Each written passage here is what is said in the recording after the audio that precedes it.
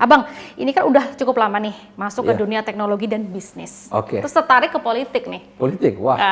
Kenapa nih kalau boleh tahu nih? Oh ya maksudnya 6 tahun lalu itu ya? Iya. Saya punya petualangan itu. Boleh dong ceritain sedikit. Ya pertama kalau mbak tanya saya setahun yang lalu misalnya atau maaf ini bulan apa? Bulan Juni.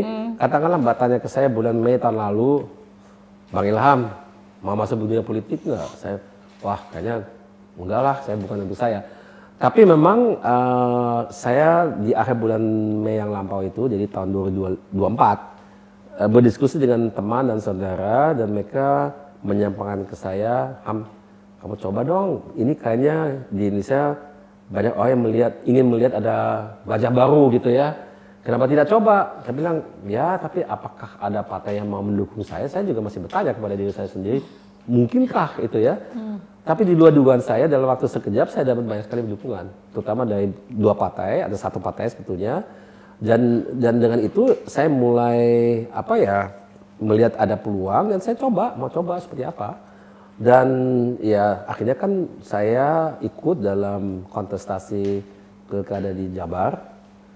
Kemudian ya kita tidak menang, tapi saya jadi nomor 2 dari 4. Ya oke, lumayan ya. Tapi Udah tes ombak dulu lah ya itu ya. ya.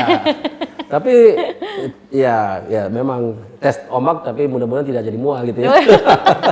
Kan ombak bisa saja agak Tapi yang jelas buat saya pengalaman yang sangat baik. Saya sangat senang terutama karena banyak bisa berinteraksi secara mendalam dengan orang yang kalau saya tidak masuk ke dunia politik saya tidak akan bertemu dengan mereka. Itu terutama di akar rumput. Orang petani, nelayan, pasar, buruh atau orang-orang dari daerah, dari desa-desa yang saya nggak pernah ke situ ya, saya paling lihat dari mobil gitu, tapi nggak pernah lihat mungkin iya, tapi nggak pernah berinteraksi. Dan interaksi itu bukan kita hanya menyapa saja, kita diskusi, bisa 2 jam diskusi, mereka bertanya, saya jawab, saya bertanya, mereka jawab, itu benar-benar saya melakukan tiap hari selama 6 bulan, tiap hari, tidak ada satupun hari di mana saya istirahat. Jadi saya banyak belajar di situ ya. Kenyataan di Indonesia seperti apa? Apa yang masalah utamanya? Dan yang saya lihat apa? Tebak apa yang keluhan kita paling utama apa? Tebak. I don't know what. Lapangan pekerjaan. Iya. Semuanya mengeluh kita mau bekerja. Kita nggak punya pekerjaan. Bagaimana kita mau hidup? Tapi lapangan pekerjaan memang kurang. Kita tanya, saya ke pasar. Dia bilang ya perdagangan kita turun 40%, sebetulnya mulai dari COVID dan nggak pernah bangkit kembali. Jadi dari COVID menurun, dia mungkin bangkit sedikit tapi nggak pernah seperti sebelum COVID. Jadi udah sangat berubah, itu keluhan. Ya kita bicara ekonomi, rakyat kita tahu kalau dia mau berkembang harus kerja. Jadi bukan mereka malas, bukan mereka bodoh ya, mereka tidak bodoh, tapi mereka tidak terdidik. Itu 2 hal yang berbeda ya. Tapi kalau kita bertanya, kita lihat dia sebenarnya punya kemampuan, tapi tidak terdidik. Itu beda ya. Didikan kan soal dengan persoalan kesempatan ya. Kadang dia nggak punya kesempatan. Bayangkan kita tinggal di Jawa Barat, bagian selatan gitu ya, misalnya Garut Selatan atau Sukabumi Selatan, ini kabupaten ya. Itu infrastrukturnya, tadi kan saya bilang Jawa Barat bagus, di situ tidak bagus. Jadi itu satu provinsi gitu ya. Tapi diskrepansi di antara utara dan selatan besar sekali, gitu ya. Jadi kemiskinan itu ada kantong-kantongnya, biasanya selatan miskin, Indomaya miskin, yang lain mungkin bagus, gitu ya. Tapi yang itu miskin-miskin karena infrastruktur.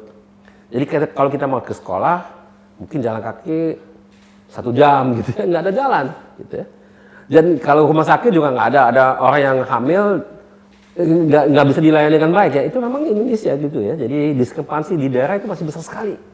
Dan itu kalau saya baru belajar itu ya waktu saya ikut dalam kontestasi gubernur itu kan saya menjadi calon wakil gubernur gitu ya, bukan gubernur, wakil gubernur. Dan saya belajar itu, dan saya bayangkan ini Jawa Barat, mungkin yang masih relatif maju gimana di provinsi lain gitu ya. Saya udah bisa bayangkan ya. Ya itu memang tantangan ya. Ya ini kompleks ya. Saya bilang itu negara kita itu banyak peluang dari banyak juga kompleksitas tinggi. Banyak peluang tapi lapangan pekerjaan kurang. Peluang dan ancaman dan peluang itu selalu barengan datangnya ya. Yang positif bisa juga tiba-tiba menjadi negatif gitu ya.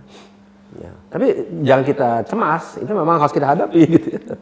Kita nggak boleh cemas, nggak boleh menyerah gitu ya. Oke, kelahiran Jerman berarti ya? Iya, Pak? betul, Iya. lahir di 31 tahun dihabiskan di Jerman. Betul. Oke. Non-stop lagi. Non-stop. Sebenarnya Jerman banget gak sih? Gitu? Banget sebetulnya. terus habis Tapi itu sudah sangat ke Indonesia gitu kan? Sudah ada proses akulturasi. Oke. Sudah lama sekali Akulturasi. di Indonesia juga. Ya.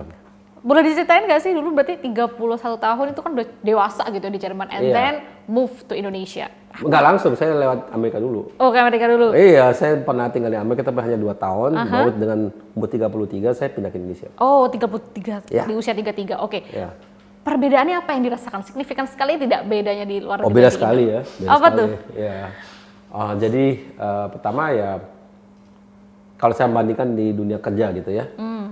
Kalau kita lihat status negara Jerman atau Amerika itu kan status negara yang sudah terindustrialisasi, bahkan dia sudah lewat fase industrialisasi, sudah pasca industrialisasi. Ya. Jadi kita mungkin kerjanya lebih formal gitu ya. Biarpun saya juga kerja formal di sini, karena saya juga bukan pekerjaan informal, tapi di Indonesia kan dunia atau ekonomi kita kan didominasi oleh pekerjaan informal gitu ya. 60% dari orang yang bekerja di Indonesia kerja di sektor informal gitu ya.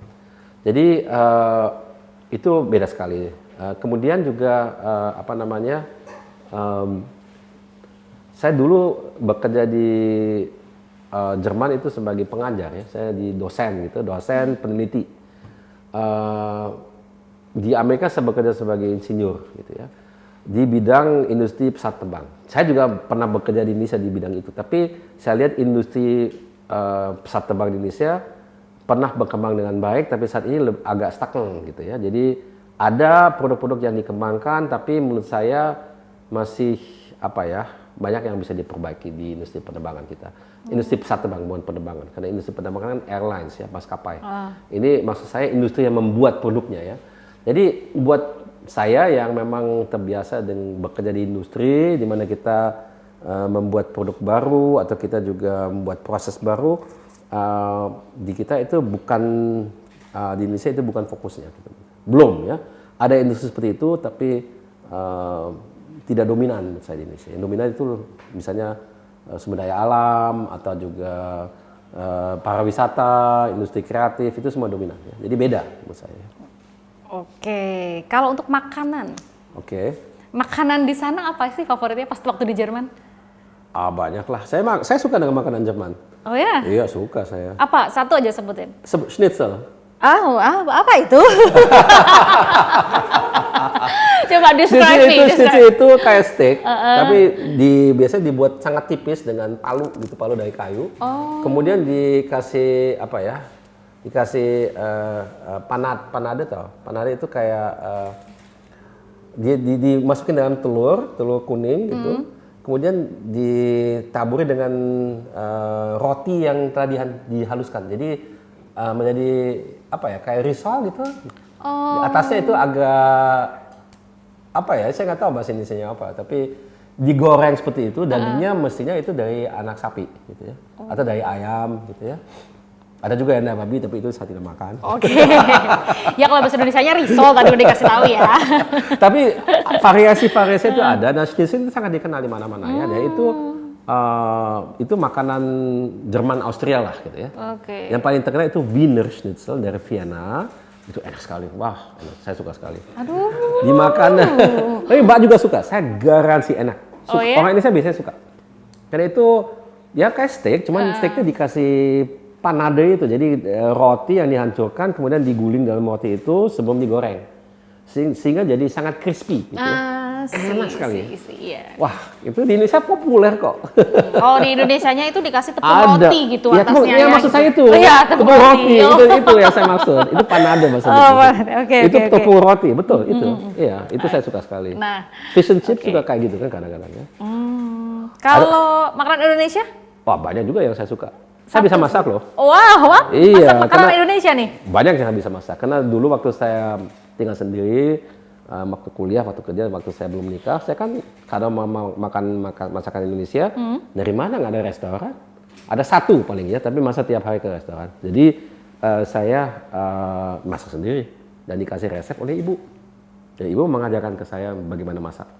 Bisa saya. Apa tuh bisa sebutin satu aja? Opor. Opor. Ya kalau lebaran juga kita makan opor. Ya, atau semur. Nasi goreng. Nasi goreng, itu gampang sih. Ayo, Atau ayam panggang. gampang. Atau banyak kan ayam ya, ayam ini, ayam itu. Tapi ada juga rendang. Atau ceplok telur. Ya. Simple banget sih itu ya. Ya simpel-simpel aja deh ya. Tapi saya suka masak. Saya memang hobi masak. Wow. Iya, saya suka. Okay. Iya, jadi apa namanya? Kalau masakan zaman yang lain yang saya suka ya apa ya? Paling sosis-sosis ya. Kalau halal tentunya. Tapi ada orang zaman itu ada yang tren di zaman juga. Tidak semua orang suka babi di situ karena tidak sehat, kan lemaknya tinggi. Okay. Jadi ada yang produk yang sama dibuat dari ayam gitu ya, ada dari kalkun, ada banyak. Kalkun. Wow, Kalkun. seperti apa itu rasanya? Kita jarang ya orang Kalkun itu makan menurut saya kalkun di ya. antara ayam dan sapi gitu ya. Jadi dia warnanya agak putih kayak ayam, tapi dagingnya kalau digigit itu lebih keras sedikit, bukan kayak ayam gitu ya. Tapi ya kalkun ya, jadi kayak ayam besar gitu ya. Ayam hutan dan besar. Di Jadi Indonesia nggak ada banyak, penasaran tapi di luar negeri banyak. Ya, banyak produk kalkun. Ya. Dan itu lebih sehat karena kan kadar fat dalam kalkun atau ayam itu tidak seperti dalam sapi gitu ya. Oke. Ya, jadi lebih sehat.